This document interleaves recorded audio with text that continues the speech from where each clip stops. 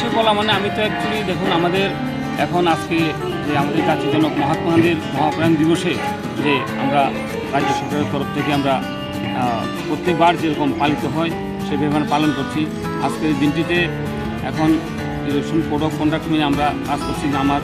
আমার এটা আমি সত্যি আমি গর্বিত বোধ করছি যে আজকে আমি রাজ্য সরকারের তরফ থেকে এইভাবে আমি হাজির হয়ে আজকে আমাদের জাতির জনক মহাত্মা গান্ধীর মহাপ্রাণ দিবসে আমি শ্রদ্ধা জ্ঞাপন করতে পেরেছি। আমি কিন্তু গর্বিত এবং এই সঙ্গে আমাদের যে আজকে জাতির জনক মহাত্মা গান্ধীর যে মহাপ্রাণ দিবস ওনার যে আত্মবলিদান সেই আত্মবলিদান প্রতি সম্মান রেখে আমরা প্রত্যেকটি রাজ্যবাসী দায়বদ্ধতা যার যেরকম আমাদের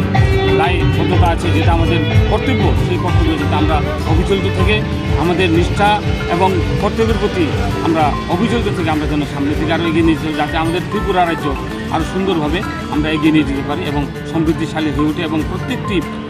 রাজ্যবাসী যাতে আমাদের সঙ্গে হাত মিলিয়ে সবাই কাজ করতে পারি, এর ফলে আমাদের রাজ্য আরও যাতে সুন্দরভাবে সমৃদ্ধিশালী হয়ে গড়ে ওঠে। এটাই আমার আজকের আবেদন সবার কাছে।